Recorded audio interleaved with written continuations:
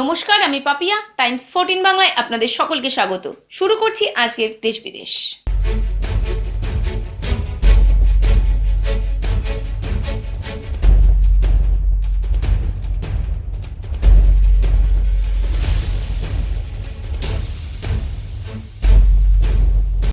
Myanmar সেনার সঙ্গে আমজনতার খণ্ডযুদ্ধ, মৃত 18। সেনা আমজনতার খণ্ডযুদ্ধের রণক্ষেত্র মায়ানমারের ইয়াঙ্গন শহর। বিক্ষোভকারী জনতাদের হঠাৎ এলোপাথারি গুলি চালায় মায়ানমার সেনা। গুলিতে ইয়াঙ্গন শহরের বিভিন্ন প্রান্তে মৃত্যু হয়েছে কমপক্ষে 18 জনের। মৃতদের মধ্যে এক পুলিশ কর্মীও রয়েছে বলে খবর। গত 1 ফেব্রুয়ারি আচমকায় মায়ানমারের গণতান্ত্রিক সরকারকে হটিয়ে ক্ষমতা দখল করে সেনাবাহিনী। এরই বিরুদ্ধে পথে নামে আমজনতা। গণতন্ত্র ফেরাতে রবিবার সকাল থেকে ইয়াঙ্গন শহরের বিভিন্ন এলাকায় জড়ো হন বিক্ষোভকারীরা। সেই বিক্ষোভকারীদের ছত্রভঙ্গ করতে করতে কাঁদানে গ্যাস ছোড়ে পুলিশ। শূন্যে গুলিও চালানো হয়। এতে বিক্ষোভকারীদের বাগে আনতে না পেরে তাদের উপর এলোপাথারি গুলি চালায় বলে অভিযোগ। এতে এখনো পর্যন্ত 18 জনের মৃত্যুর খবর পাওয়া গিয়েছে। জখম হয়েছেন বহু মানুষ। তাদের সরিয়ে নিয়ে গিয়েছেন অন্য আন্দোলনকারীরা। এদিকে বিক্ষোভকারীদের ছোড়া পাথরের আঘাতে এক পুলিশ কর্মীর মৃত্যু হয়েছে বলে দাবি প্রত্যক্ষদর্শীদের। Bureau report, Times 14 Bangla.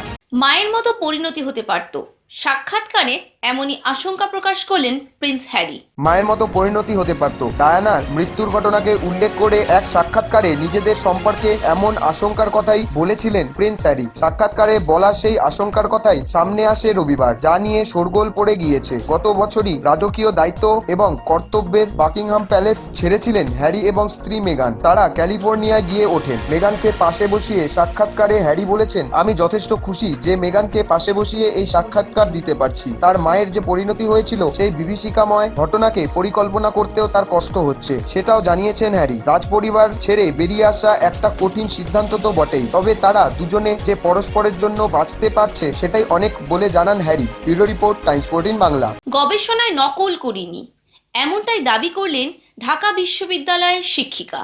গবেষণায় নকলের অভিযোগ পদাবনতি ষড়যন্ত্রমূলক বলে দাবি করেছেন ঢাকা বিশ্ববিদ্যালয়ের শিক্ষিকা সাইমা রহমান। সোমবার ঢাকার রিপোর্টার্স ইউনিটিতে সংবাদ সম্মেলনে তিনি আরো দাবি করেন, গবেষণায় নকল করিনি। 2016 সালের ডিসেম্বরে সামিয়া রহমান ও মারজানের যৌথভাবে লেখা a new dimension of colonialism and pop কালচারে case study of the cultural imperialism শিরোনামের 8 পৃষ্ঠার একটি গবেষণা প্রবন্ধ বিশ্ববিদ্যালয়ের সোশ্যাল সায়েন্স রিভিউ জার্নালে প্রকাশিত হয়। 2017 সালের সেপ্টেম্বরে এক লিখিত অভিযোগে ঢাকা বিশ্ববিদ্যালয় কর্তৃপক্ষকে এই চুরির কথা জানিয়েছিল university of Chicago press. Bureau report, Times 14 Bangla.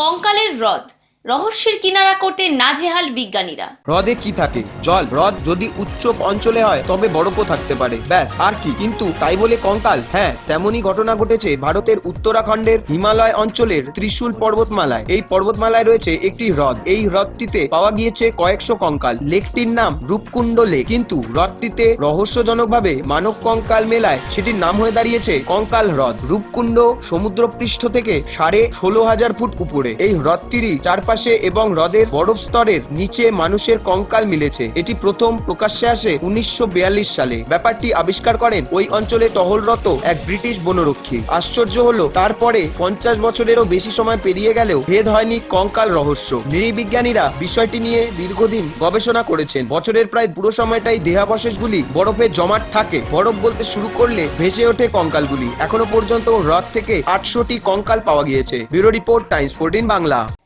Covid টিকা নিয়ে রেশারেশি, মডার্নার 7,000 কোটি টাকার লগ্নি বিক্রি। নোভেল করোনা ভাইরাসের প্রতিষেধক তৈরি নিয়ে প্রতিদ্বন্দ্বিতা চলছিল বেশ কিছুদিন ধরেই। তার মধ্যেই এবার আমেরিকান সংস্থা মডার্না আইএনসিতে থাকা নিজেদের বিপুল অঙ্কের অংশীদারিত্ব বা শেয়ার বিক্রি করে দিল ব্রিটিশ সুইডিশ সংস্থা অ্যাস্ট্রাজেনেকা। $100 কোটি বিনিময়ে নিজেদের 7.7% শেয়ার বিক্রি করেছে তারা, ভারতীয় মুদ্রায় যা প্রায় 7,358 কোটি টাকা। আমেরিকায় ছাড়পত্র পাওয়া মডার্নার শেয়ারের দর সম্প্রতি বাড়ছিল হু হু করে। অন্যদিকে ভারত সহ বিভিন্ন দেশ ছাড়পত্র দেওয়ায় বাড়ছে অ্যাস্ট্রাজেনেকার শেয়ারের দর। এমন পরিস্থিতিতেই মডার্নায় থাকা নিজেদের অংশীদারিত্ব বিক্রির উপযুক্ত সময় বলে মনে করলো অ্যাস্ট্রাজেনেকা। কোভিড-19 ভাইরাসের প্রতিষেধক তৈরিতে অ্যাস্ট্রাজেনেকা এবং মডার্নার মধ্যে প্রতিযোগিতা চলছিল। ইউনিভার্সিটি অব অক্সফোর্ডের গবেষকদের সঙ্গে হাত মিলিয়ে যৌথ উদ্যোগে তৈরি অ্যাস্ট্রাজেনেকার প্রতিষেধকই বেশি নির্ভরযোগ্য বলে মনে করছিলেন স্বাস্থ্য বিশেষজ্ঞরা। Bureau report, Times 14 Bangla. বুঝতেই পারলাম না কোনো ব্যথা, ভ্যাকসিন নিয়ে এমনই প্রতিক্রিয়া ভারতের প্রধানমন্ত্রীর। করোনার ভ্যাকসিনের প্রথম ডোজ পেলেন প্রধানমন্ত্রী নরেন্দ্র মোদী। নয়াদিল্লি এইমসের পডুচেরির সিস্টার পি নিবেদিতা তত্ত্বাবধানে টিকা নেন দেশের প্রধানমন্ত্রী। একেবারেই টের পেলাম না ব্যথা। ভ্যাকসিন নিয়ে স্বাস্থ্যকর্মীদের যা বললেন প্রধানমন্ত্রী মোদী। প্রধানমন্ত্রীর প্রথম ডোজ হলো 1 মার্চ, দ্বিতীয় ডোজ হবে 28 দিন পর।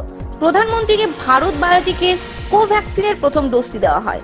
করোনার টিকাকরণের সঙ্গে যুক্ত দেশের চিকিৎসক গবেষকদের কাজের ভূয়সী প্রশংসাও করলেন তিনি। বিশ্বজুড়ে করোনার সঙ্গে লড়াইয়ে ভারতীয় গবেষক ও চিকিৎসকদের ভূমিকা অনস্বীকার্য এবং করোনা টিকাকরণের প্রক্রিয়া ত্বরান্বিত করে সাধারণের স্বস্তি এনেছেন তারা। টুইটে সে কথা উল্লেখ করেছেন মোদী। দেশে যাদের করোনা টিকা নিতে কোনো সমস্যা নেই তাদের করোনার ভ্যাকসিন নিতেও আর্জি জানান তিনি। দেশকে করোনা মুক্ত করতে সকলকে টিকাকরণ প্রক্রিয়ার শরিক হতে বলেন প্রধানমন্ত্রী। Bureau report, Times 14 Bangla. 4 দিনের ব্যবধানে ফের বাড়ল গ্যাসের দাম। ফের বাড়ল রান্নার গ্যাসের দাম। রবিবার রাতে নতুন দাম ঘোষণা করেছে রাষ্ট্রায়ত্ত তেল কোম্পানিগুলি। 1 মার্চ অর্থাৎ সোমবার থেকে বর্ধিত মূল্য কার্যকর হয়েছে। ফেব্রুয়ারি মাসে পরপর 3 বার গ্যাসের দাম বাড়িয়েছিল রাষ্ট্রায়ত্ত তেল বিপণন কোম্পানিগুলি। এর মধ্যে 25 ফেব্রুয়ারি শেষবার গ্যাসের দাম বাড়ে। মাত্র 4 দিনে ফের বাড়ল এলপিজি সিলিন্ডারের দাম। গত 3 মাসে গ্যাসের দাম বেড়েছে 225 টাকা। রাষ্ট্রায়ত্ত তেল বিপণন সংস্থা IOCL এর তথ্য অনুযায়ী সোমবার অর্থাৎ আজ থেকে 14.2 কেজি রান্নার গ্যাসের দাম আরো 25 টাকা বেড়েছে। এই বৃদ্ধির পরে কলকাতায় প্রতি সিলিন্ডার রান্নার গ্যাসের নতুন দাম হলো 885 টাকা 50 পয়সা। 1 মাসে 4 দফায় দাম বাড়লো 125 টাকা। পাশাপাশি বাণিজ্যিক কাজে ব্যবহৃত এলপিজির মূল্য বৃদ্ধিও চোখে পড়ার মতো। আজ থেকে 19 কেজি ওজনের সিলিন্ডারের দাম এক ধাক্কায় 97 টাকা 50 পয়সা বেড়েছে। ফলে এখন থেকে 1681 টাকা 50 পয়সা দরে সিলিন্ডার কিনতে হবে ব্যবসায়িক প্রতিষ্ঠানগুলিকে। Bureau report, Times 14 Bangla.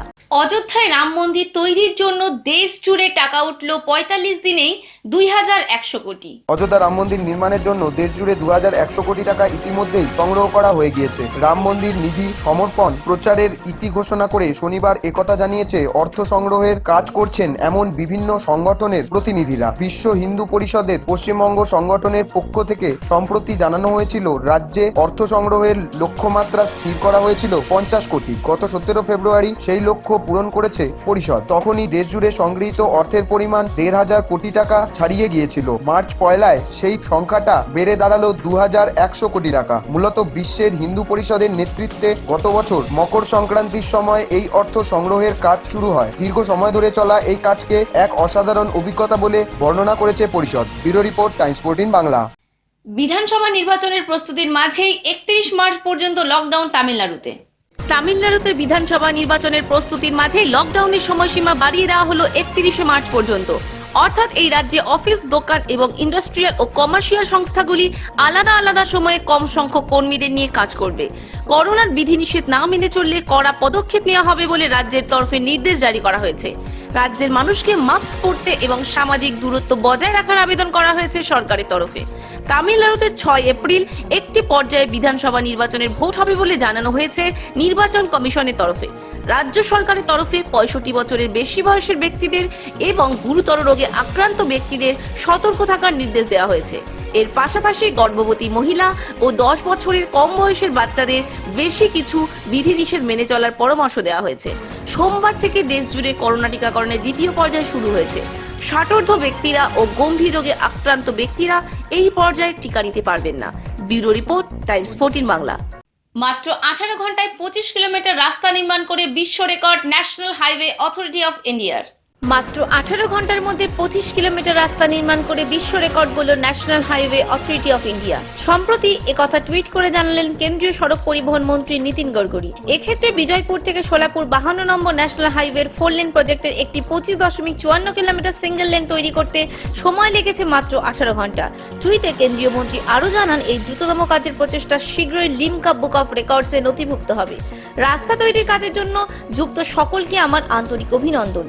এই বিষয়ে NHAIS এক শীর্ষ আধিকারিক জানিয়েছেন, এই রাস্তাটি বেঙ্গালুরু, চিত্রদুর্গা, বিজয়পুরা, সোলাপুর, ঔরঙ্গাবাদ, ধুলে, ইন্দোর, গোয়ালিয়র করিডোরেরই একটি অংশ। রাস্তাটি তৈরির পিছনে প্রায় 500 শ্রমিক দিন রাত পরিশ্রম করেছেন। তবে একটি নির্দিষ্ট রাস্তা তৈরি হয়নি। একই সময়ের মধ্যে 5টি আলাদা জায়গায় এই রাস্তা তৈরি হয়েছে, যা সব মিলিয়ে 25.54 কিমি। এক্ষেত্রে প্রথমে 20 কিমি সিঙ্গেল লেনের পরিকল্পনা নেওয়া হয়েছিল। লক্ষ্য ছিল 12 ঘন্টার মধ্যে কাজ শেষ করা, কিন্তু পরে আরো 5.5 কিলোমিটার রাস্তা ও অতিরিক্ত 6 ঘন্টার সময় লেগে যায়। Bureau report, Times 14 Bangla. মহারাষ্ট্রে একদিনে করোনায় আক্রান্ত 8,000-এরও বেশি মানুষ। করোনা ভাইরাসের নতুন স্ট্রেনে 8,000-এর বেশি মানুষ আক্রান্ত হয়েছে। মৃত্যু হয়েছে 62 জনের। এখনো পর্যন্ত মহারাষ্ট্রে প্রায় 52,154 জনের এই সংক্রমণে মৃত্যু হয়েছে। স্বাস্থ্য বিভাগের তরফে জানানো হয়েছে নতুন করে 8,293 জন সংক্রমিত হয়েছেন। এই নিয়ে রবিবার লাগাতার পঞ্চম দিনে যেদিন 8,000-এর বেশি মানুষ করোনায় আক্রান্ত হয়েছেন। গোটা রাজ্যে এখনো পর্যন্ত করোনার জন্য 1,62,84,612টি নমুনা পরীক্ষা করা হয়েছে। এর মধ্যে 84,794টি পরীক্ষা রবিবার করা হয়েছে।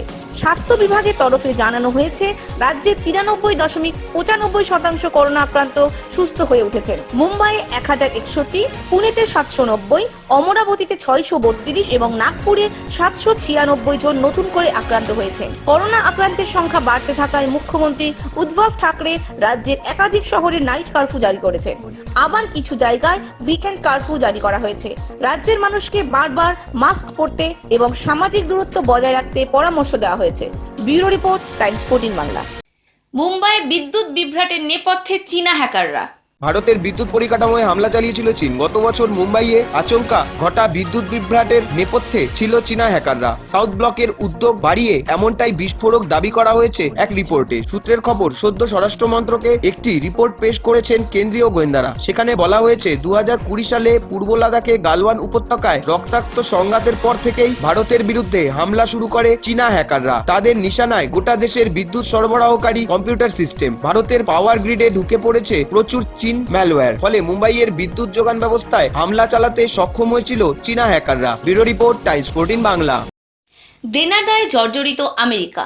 ভারত পাবে 216 বিলিয়ন মার্কিন ডলার। বিপাকে আমেরিকা। বিশ্বের বৃহত্তম অর্থনীতি যে দেশের, সেই দেশই কিনা ভুগছে আর্থিক সংকটে। ভারত, ব্রাজিল সহ বহু দেশের কাছে মার্কিন যুক্তরাষ্ট্রের কোটি কোটি টাকা দেনা রয়েছে। শুনতে অবাক লাগলেও এটাই সত্যি। শুধু তাই নয়, যে চীনের সঙ্গে এত বিবাদ, তারাও আমেরিকার কাছে কোটি কোটি টাকা পায়। সম্প্রতি এমনটাই জানিয়েছেন আমেরিকার কংগ্রেসম্যান তথা ওয়েস্ট ভার্জিনিয়ার সেনেটর অ্যালেক্স মুনি। তার মতে 2020 সালে আমেরিকার ঋণের বোঝা ছিল 23.4 ট্রিলিয়ন মার্কিন ডলার, যা আগামী দিনে বেড়ে দাঁড়াবে 29 ট্রিলিয়নে। এর মধ্যে সবচেয়ে বেশি টাকা পাবে চীন এবং জাপান, যা নিয়ে আরো উদ্বেগে মুনি। তিনি বলেছেন, যারা আমাদের অর্থ ধার দিয়েছেন তাদের প্রত্যেককে সেই টাকা ফেরত দিতে হবে। ব্রাজিল আমাদের কাছে 258 বিলিয়ন মার্কিন ডলার পায়। ভারত পায় 216 বিলিয়ন মার্কিন ডলার। আর এই তালিকা দিন দিন বেড়েই চলেছে। Bureau report, Times 14 Bangla. একটি মানববিহীন অভিযান সহ এবছরে আরো 14টি মহাকাশ অভিযান করবে ইসরো।